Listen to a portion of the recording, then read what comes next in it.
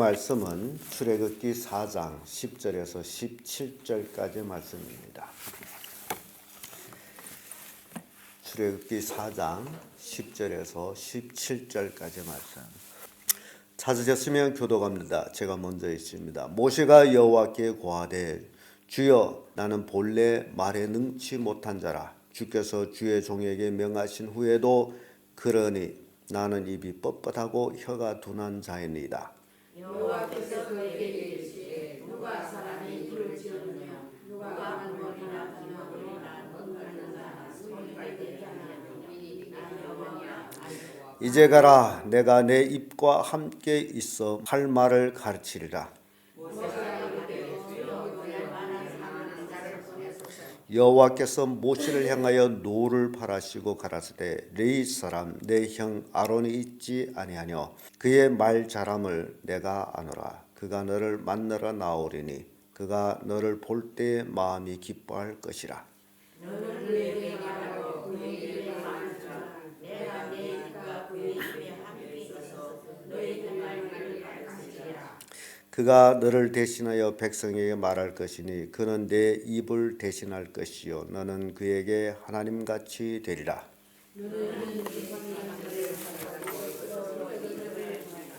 아멘. 말씀으로 책망받는 모세, 이런 제목으로 말씀을 나누겠습니다. 모세는 실은 그 40대에 자기 형제들을 돌보고 그리고 형제들이 자기를 통해 가지고 그 고난 속에서 구원할 것을 믿어주기를 바랬는데 그러지를 못했습니다. 그리고 결국 모세는 살인자의 누명을 쓰고 애굽을 탈출할 수밖에 없었던 그 40대, 아마 그것이 늘 모세의 마음에 있은 것 같습니다. 그래서 모세가 이모저모 계속 하나님의 사명을 미루어 버리려고 하는 그런 모습을 우리가 보는데, 그래서 결국 모세는 하나님께 책망 듣는, 하나님의 노를 바라는 그런 모습을 봅니다. 그래서 이 구절을 우리가 보면서 우리가 하나님께서 쓰시겠다 할 때에 핑계하지 말라. 하나님이 쓰시겠다 할 때에 부족하지만은 있는 힘껏 하겠습니다 라는 것이 오히려 하나님의 축복받는 계기가 된다는 사실입니다. 오늘 본문의 말씀 보면 모세가 하나님의 이제 책망을 받는데 왜 그런 일이 일어났냐? 그 첫째가 핑계하기 때문이었습니다. 10절에서 12절까지 말씀인데 10절에 보면 모세가 여호와께 고하되 주여 나는 본래 말에 능치 못한 자라. 주께서 주의 종에게 명하신 후에도 그러하니 나는 입이 뻣뻣하고 혀가 둔한 자니이다. 모세가 하나님께 비탈된 것은 나는 말을 못합니다 라는 겁니다. 말할 줄을 모릅니다. 남처럼 그렇게 말을 잘 못합니다. 그런 얘기를. 실은 모세가 정말 그런가? 그런 것도 아니에요. 우리가 출애굽기 나중에 쭉 읽어보면 모세가 할 말은 다 하고 있어요. 말 못하는 게 아니에요. 그런데 이것은 어디까지나 그가 핑계를 대는 그런 모습 봅니다. 그래서 말을 못한다 하니 하나님께서 이런 얘기를 하죠. 굉장히 중요한 얘기는 누가 사람의 입을 지었느냐, 누가 벙어리나 귀머거리나 눈 밝은 자나 소경이 되게 하였느냐, 나 여호와가 아니냐. 지금 사람의 입을 만들고 눈을 만들고 귀를 만들고 이 모든 것이 내가 아니냐라는 얘기예요. 그런데 왜 말할 줄 모른다 하느냐. 그러면서 하나님이 가라. 내가 내 입과 함께 있어서 할 말을 가르치리라. 지금 하나님이 함께, 내가 사람의 입을 만든 게 아니냐. 그러므로 내가 내 입과 함께 있어서 할 말을 가르칠 때는 가라. 이게 하나님이 핑계대는 모세에게 하신 말씀. 자, 여기까지 보게 되면요, 우리 인간이 실은 무능한 것만은 사실입니다. 그러나 하나님이 일을 시키겠다 할 때에 핑계는 하지 말라라는 거예요. 왜냐하면 모세가 하나님께 핑계를 했어요. 어찌 보면 이때 나이 80이요. 가족이 행복하게 잘 사는 그런 안일함 그 속에서 계속 그렇게 살려고 했는지도 모릅니다. 그래서 이모저모 이제 모세가 핑계를 많이 댔어요. 출애굽기 6장 12절을 보면 모세가 여호와 앞에 고하여 가로되 이 자손도 나를 듣지 아니하였거든 바로가 어찌 들으리까 나는 입이 둔한 자이니라 라는 말을 하고 예레미야 1장 6절에 가보면 내가 가로되 슬프도소이다 주 여호와여 보소서 나는 아이라 말할 줄을 알지 못하나이다. 예레미야도 그런 얘기를 합니다. 그래서 예레미야는 나는 어린 아이입니다 라고 고백을 해요. 그래서 하나님 앞에 겸손한 것은 좋습니다마는 그러나 하나님이 함께하고 가라고 하는데도 아닙니다라고 하는 것은 핑계다라는 거죠. 그래서 하나님으로부터 모세는 책망을 받습니다. 두 번째 모세가 책망받는 것은요. 소명을 거절함으로 책망을 받습니다. 13절에서 17절까지 말씀 쭉 보게 되면 13절에 모세가 이런 얘기하죠. 모세가 가로되 주여 보낼 만한 자를 보내소서. 지금 모세가 보낼 만한 자를 보내소서. 하나님이 보낼 만한 자가 누굽니까? 모세예요. 근데 모세가 보낼 만한 자를 보내소서. 참 이와 비슷한 게 우리 교인들 중에도 참 많습니다. 우리 교인들 이렇게 보면요. 꼭 자기 하다 일을 안 하게 되면 누구를 시키세요. 그런 얘기를 해요. 누구를 회개를 시켜 주세요. 등등 누구를 반주자를 세워 주세요. 아니 자기들이 다 결정해 버려. 그건 아니죠. 본인이 못하겠으면 나는 못합니다. 누구를 그런 얘기 할 필요가 없어요. 그건 자기 권한이 아니야. 자기 권한은 내가 지금 하고 있는 것을 한다 못한다에 거기서 끝나는 거예요. 누구를 하든 말든 그건 자기 권한이 아니에요. 그러니까 모세가 하나님께 보낼 만한 자를 이제 보낼 만한 자를 하나님이 모세를 찾았는데 또 그래서 이게 책망을 받게 되는 거죠. 교인들은 교회에서 직분을 맡았을 때 나 못합니다 라고는 할 수 있어요. 내 대신 누구를 세우세요는 안 돼요. 그거는 불가합니다. 그건 책망들어요. 그래서 모세가 하나님께 책망받은 것은 바로 사명을 거절함. 실은 우리 그리스도인들은 하나님이 맡겨주신 사명을 거절할 수가 없습니다. 무엇이든지 하나님 시켜주십시오.